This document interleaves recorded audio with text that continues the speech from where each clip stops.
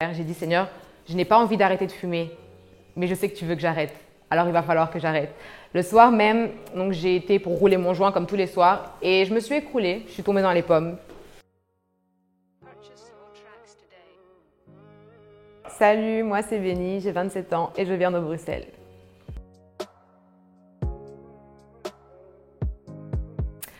Alors j'étais musulmane, issue d'une famille musulmane, je suis marocaine d'origine. J'étais une fille du monde, complètement dans le monde, une grande fumeuse. J'adorais la musique et les fêtes mondaines et je vivais pour ça. Depuis enfant, j'ai toujours eu une relation assez particulière avec Dieu. Je savais qu'il m'appelait, mais vu la doctrine dans laquelle j'étais, il n'y avait pas vraiment de place pour ça. Et puis, je ne me reconnaissais pas du tout dans cet enseignement-là. Du coup, je fouillais Dieu pendant très longtemps. Je l'ai fui. Je savais qu'il m'appelait, mais je fouillais. J'ai fui jusqu'à ce que je ne puisse plus fuir. J'avais un ami qui était chrétien et qui priait souvent pour moi quand je faisais des crises d'angoisse. J'étais une personne très dépressive, avec des pensées suicidaires et plein d'autres choses. Et quand il priait pour moi, j'allais de suite mieux et je ne comprenais pas comment c'était possible parce que ma manière de prier n'était pas la même et elle n'avait pas le même effet.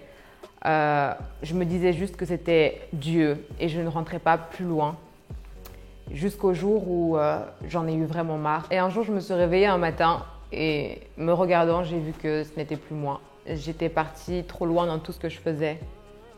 Tous les principes que je m'étais mis avaient tous été franchis. Il n'y avait rien que j'avais gardé. Alors j'ai levé les yeux au ciel et j'ai dit, Créateur du ciel et de la terre, si tu m'entends, montre-moi le chemin de la vérité et je te suivrai. Qui que tu sois Jésus, Allah, Bouddha, je n'en avais aucune idée et je lui ai dit que je n'en avais aucune idée. Et il m'a répondu le soir même. Alors sa réponse ne s'est pas fait attendre, donc j'avais fait cette prière à 7 h du matin à Paris. J'étais complètement bloquée, je n'avais pas mon sac sur moi ni mon portefeuille, je ne savais pas comment rentrer. Il m'a fait rentrer chez moi. C'était une très longue histoire que je raconterai peut-être plus tard. Je suis rentrée chez moi à la maison à Bruxelles. J'ai dormi, je me suis réveillée. Je me suis mise à pleurer toutes les larmes de mon corps. Et le soir, il y avait comme une présence dans ma chambre, une atmosphère qui était inconnue pour moi. Quelque chose qui dépassait mon entendement. J'avais l'impression qu'on retirait tout mon fardeau de mes épaules, tout le poids de la culpabilité, de la condamnation. C'était comme si quelqu'un était venu m'ôter tout ça des épaules. Et mon cœur criait Jésus. Ce Jésus que je ne connaissais pas, mon cœur le connaissait déjà. Et il criait Jésus, Jésus, Jésus. Je me suis dit, mais qu'est-ce qui m'arrive? J'ai pris mon téléphone et j'ai appelé mon ami, le seul que je connaissais. Je savais qu'il était chrétien, qu'il connaissait Jésus. Et je lui ai dit, parle-moi de ce Jésus-Christ. Et il l'a fait. Et le soir même, j'ai donné ma vie à Jésus. À 6 h du matin, le 21 avril 2020.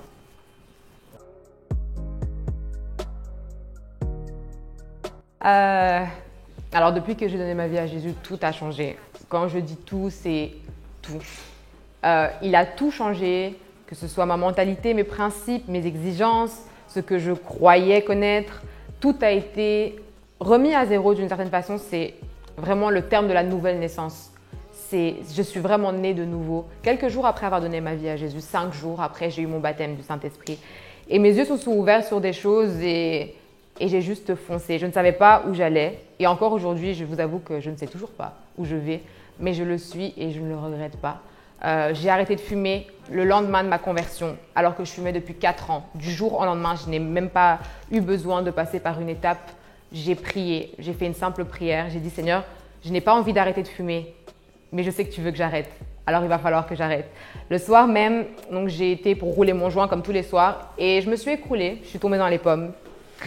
Chose qui ne m'était jamais arrivée auparavant et j'ai compris que c'était la dernière fois.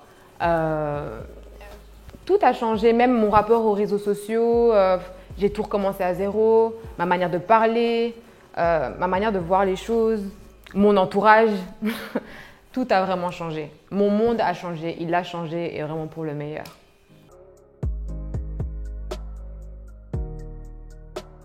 Et pour les gens qui ne sont pas de confession chrétienne,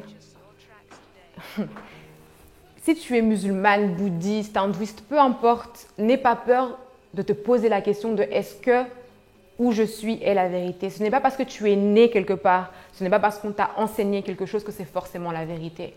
Je te demande vraiment de te poser les bonnes questions et de juste demander à celui qui demeure au ciel sur son trône quelle est la vérité. Je ne vais pas vous inviter à faire la prière du salut avec moi parce que peut-être que vous n'avez toujours pas la conviction. Pour moi, ça a pris 4 ans. On a prié pour moi pendant 4 ans. Donc, ce que je te demande juste, c'est de faire cette prière avec moi.